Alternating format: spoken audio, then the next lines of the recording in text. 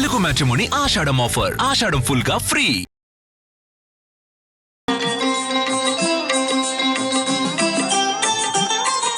నమస్కారం.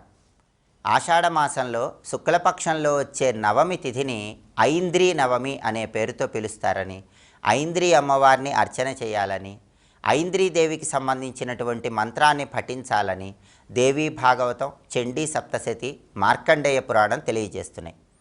ఐంద్రీ అమ్మవారి వైభవాన్ని పరిశీలిస్తే ప్రధానంగా మార్కండేయ పురాణం ప్రకారం జగన్మాత మహిషాసురుడనేటటువంటి రాక్షసుడిని సంహరించిన తర్వాత చండాసురుడు, ముండాసురుడు, శుంభుడు, నిశుంభుడు, రక్తబీజుడు ఇలా అనేక మంది రాక్షసులను సంహరించే సమయంలో యుద్ధరంగంలో అమ్మవారికి సహాయం చేయటానికి సప్తమాతృకలు యుద్ధరంగానికి వస్తారు.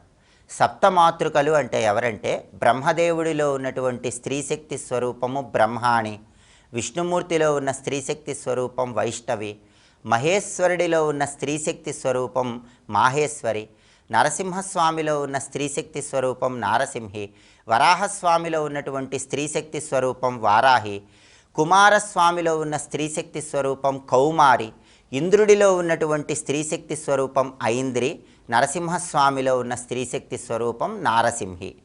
ఈ ఏడుగురు కూడా యుద్ధరంగానికి వస్తారు. వీళ్ళని సప్తమాతృకలు అనే పేరుతో మార్కండేయ పురాణంలో చెప్పారు. సప్తమాతృకలలో ఐంద్రీ అమ్మవారికి ఎంతో ప్రీతిపాత్రమైన రోజు ఆషాఢ శుక్ల నవమి తిథి అని ధర్మశాస్త్ర గ్రంథాలు తెలియజేస్తున్నాయి. ఐంద్రీ అమ్మవారి మంత్రం చదువుకుంటే అఖండ రాజయోగం కలుగుతుంది.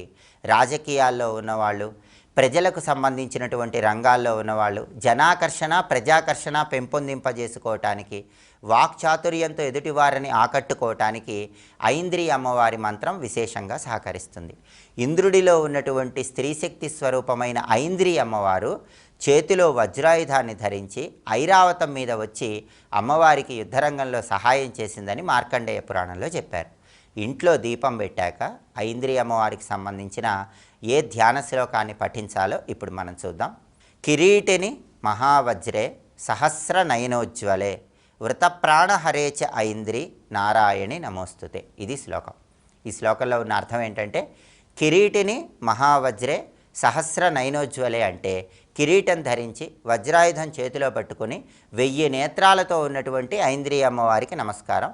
వృతప్రాణేచ హరే ఐంద్రీ నారాయణి నమోస్తుతే అంటే వృతాసురుడనేటటువంటి రాక్షసుడిని సంహరించిన ఇంద్రుడిలో ఉన్నటువంటి స్త్రీశక్తి స్వరూపమైన ఐంద్రీ నారాయణి అమ్మవారు నీకు నమస్కారం అని ప్రార్థించడమే ఈ శ్లోకంలో ఉన్న అర్థం.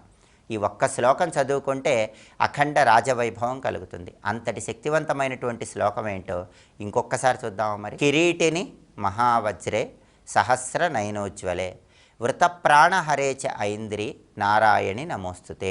ఈ శ్లోకాన్ని 21 సార్లు కానీ 11 సార్లు కానీ పఠించండి.